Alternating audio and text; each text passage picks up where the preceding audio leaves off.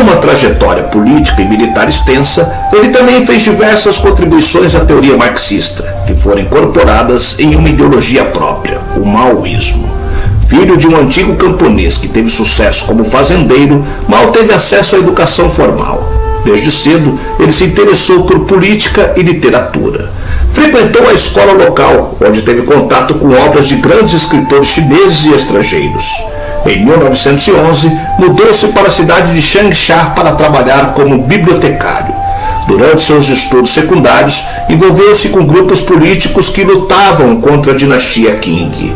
Mao se alistou em uma unidade do exército revolucionário e passou 6 meses como soldado, o que fez crescer a sua afeição por assuntos militares. Mao Tse-tung é conhecido como o grande líder da Revolução Chinesa, que aconteceu em 1949 e foi o fundador da República Popular da China naquele mesmo ano. Ingressou no Partido Comunista durante sua juventude, liderou tropas chinesas na luta contra o Kuomintang e japoneses e governou a China de 1949 a 1959.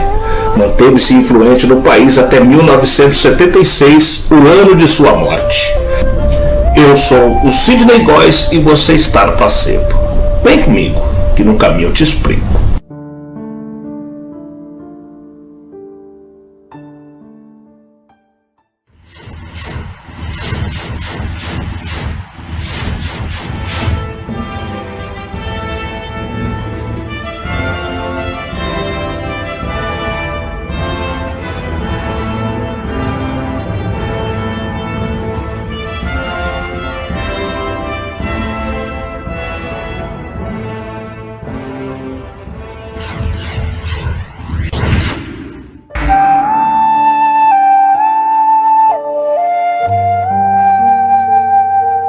Mao Tse-tung nasceu em Shaoshan, cidade localizada na província de Yunnan, na China, em 26 de dezembro de 1893.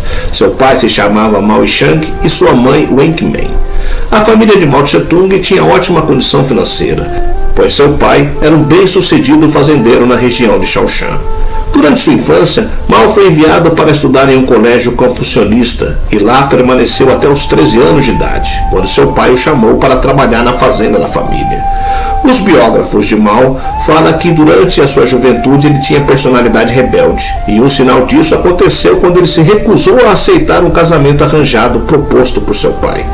A aproximação de Mao com o comunismo, teoria política e econômica que teve como um dos seus principais mentores Karl Marx, aconteceu após ele ingressar no ensino médio, em 1911. Um dos fatores que proporcionaram isso foi a eclosão da Revolução de 1911, ou a Revolução Xinhai, acontecimento que marcou a queda da monarquia chinesa e a transformação do país em república. Além dessa experiência revolucionária, Mao também teve contato com teorias marxistas por meio de seus estudos pessoais e do curso, em uma escola da província de Hunan, que o graduou para ser professor. Depois de sua graduação, ele conseguiu um emprego na biblioteca da Universidade de Pequim. Foi durante sua estadia em Pequim, entre 1917 e 1919, que Mao acabou convertendo-se ao comunismo. Uma das pessoas mais próximas de Mao nessa época era Li Dazhao, que conseguiu um emprego para ele na biblioteca. Li Dazhao conduzia um grupo de estudos sobre o marxismo, do qual Mao fazia parte. Tempos depois, Dazhao fundou o Partido Comunista Chinês, o PCCH, em 1921, e logo Mao aderiu ao partido. Na primeira metade da década de 1920, o PCCH mantinha boa relação com o Partido Nacionalista, também chamado de Kuomintang, um dos principais partidos da China. Essa aproximação do PCCH com o Kuomintang era também parte da estratégia da União Soviética para a China, uma vez que era preciso aliar-se com a Kuomintang para garantir uma unificação da China, dividida em feudos, para em seguida realizar a revolução no país. No meio desses acontecimentos, Mao assumiu importantes funções na estrutura do PCCH e foi eleito para assumir o comitê do partido em Xangai. Foi nessa fase, entre a fundação do PCCH em 1921 e o estourar da Guerra Civil Chinesa em 1927, que Mao percebeu a importância de mobilizar a massa de camponeses na defesa de suas ideias. Ele também se envolveu em diversas ações com os camponeses, dando treinamento militar a eles. A relação boa entre o PCCH e o Kuomintang acabou em 1925, quando o líder dos nacionalistas, Sun Yat-sen, faleceu. O Kuomintang passou a ser liderado por Chiang Kai-shek, que possuía posições conservadoras e começou a encarar os comunistas como uma ameaça. Deu-se início a um período de grande perseguição contra os comunistas. Essa perseguição resultou na Guerra Civil Chinesa e expulsou os comunistas de cidades como Xangai, por exemplo. Por causa dessa perseguição, o PCCH criou o Exército Vermelho para se defender. Mao acabou sendo nomeado comandante-chefe desse exército e liderou tropas comunistas na luta contra o Kuomintang nas províncias de Hunan e Jiangxi. A experiência revolucionária de Mao ao longo da década de 1920 e a forma como os senhores feudais comandavam e exploravam os camponeses na China convenceram-no de que a revolução que ele defendia só aconteceria por meio do levante armado. Algumas das frases mais conhecidas de Mao falam que o poder político nasce do fuzil e a revolução é a insurreição, um ato de violência no qual uma classe derruba a outra. O envolvimento de Mao na guerra contra o Kuomintang custou caro para ele, da perspectiva pessoal. Em 1930, forças do Kuomintang sequestraram sua irmã e sua segunda esposa, chamado Yang Kaiui, e ambas foram decapitadas por se recusarem a renunciar publicamente ao comunismo. Mao, por sua vez, continuou sua resistência por meio da guerrilha e fundou a Soviet de Jiangxi, tornando-se seu presidente. Em 1934, as forças de Mao foram cercadas por tropas da Kuomintang nas montanhas da região de Jiangxi. Por esse motivo, Mao e seus soldados iniciaram o que ficou conhecido como a Grande Marcha. Essa fuga mobilizou cerca de 100 mil soldados, que marcharam por mais de 100 mil quilômetros para fugir dos ataques do Kuomintang. Os sobreviventes da longa marcha foram cerca de 10 mil pessoas. O restante morreu de cansaço, fome ou em batalha. Depois que essa marcha dos comunistas chineses encerrou-se em outubro de 1935, um governo comunista foi estabelecido em Yan e Mao Tse-tung tornou-se líder do PCCH. Em 1937, China e Japão entraram em guerra como resultado da continuidade do projeto expansionista dos japoneses no território chinês. Esse expansionismo dos japoneses estava em curso desde o século XIX e foi ampliado a partir de 1931 por causa do surgimento de um estado fantoche chamado Manchukuo. Nessa guerra, rapidamente os japoneses conseguiram conquistar cidades importantes da China, como Pequim, Nanquim e Xangai. A Segunda Guerra Sino-Japonesa nunca encerrou a rivalidade entre nacionalistas Kuomintang e comunistas, mas enfraqueceu as hostilidades entre eles. Entre 1937 e 1945, os comunistas liderados por Mao lutaram contra os nacionalistas, mas principalmente contra os invasores japoneses. Nos anos de combate aos japoneses, Mao Tse-tung conseguiu o apoio de parte do campesinato chinês e organizou suas forças. Além disso, ele prosseguiu na formulação de suas ideias que ficaram conhecidas como maoísmo. Depois que os japoneses foram derrotados em 1945, a China viu-se livre de seus invasores e a disputa entre nacionalistas e comunistas pelo poder do país foi reiniciada. Os comunistas estavam muito mais poderosos e organizados em 1945 do que em 1937, enquanto os nacionalistas enfraqueceram-se. O exército dos comunistas passou a ser chamado de Exército Popular de Libertação. Os comunistas recebiam o apoio da União Soviética e os nacionalistas recebiam o apoio dos Estados Unidos. Em outubro de 1948, os comunistas tiveram uma importante vitória ao conquistar Guizhou e em janeiro de 1949 derrotaram nacionalistas em Suzhou. Fortalecido na guerra, Mao, líder do PCCH, inaugurou a República Popular da China em 1º de outubro de 1949. Isso marcou a vitória dos comunistas na China, e os dissidentes nacionalistas acabaram fugindo e instalando-se na ilha de Formosa, iniciando o desentendimento entre a China continental e Taiwan, que se estende até hoje. Imediatamente após fundar a República Popular da China, Mao Tse-tung tornou-se governante do país. À frente do governo da China e do Partido Comunista Chinês, Mao conduziu profundas transformações no país. As primeiras medidas de Mao miravam a recuperação econômica da China e, para isso, contou com o apoio financeiro da União Soviética.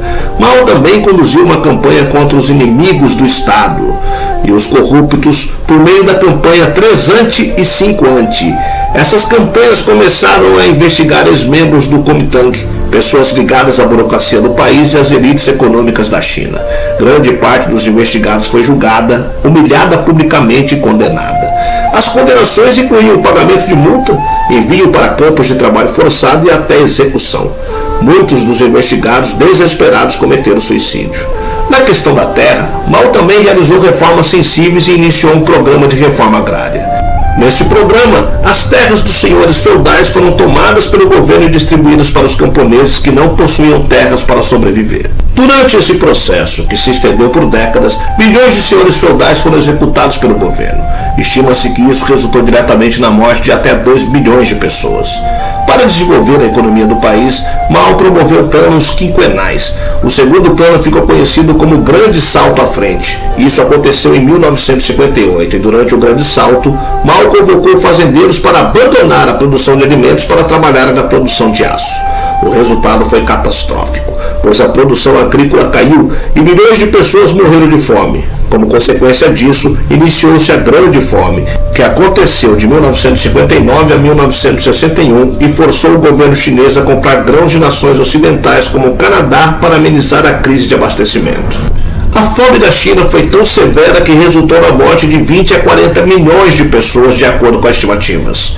A partir de 1959, Mao abandonou a presidência chinesa, sendo substituído por Liu Shaoqi. Manteve-se como figura mais poderosa do Partido Comunista Chinês e tinha grande influência no país.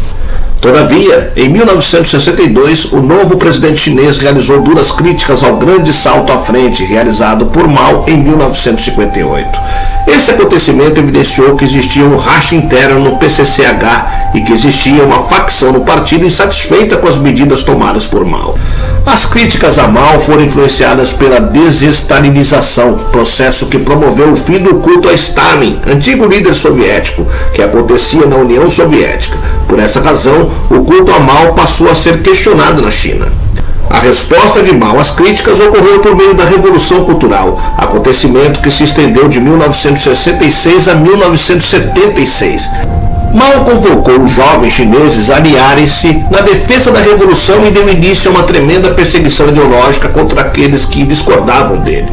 Na Revolução Cultural, os guardas vermelhos foram instruídos a perseguir e denunciar todos aqueles que apresentassem os velhos hábitos típicos burgueses.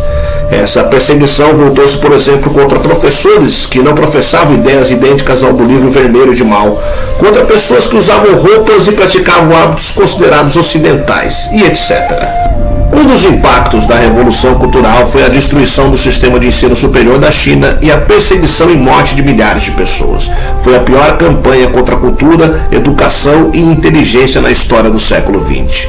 Acredita-se que de 1 a 2 milhões de pessoas foram mortas nos 10 anos da Revolução Cultural.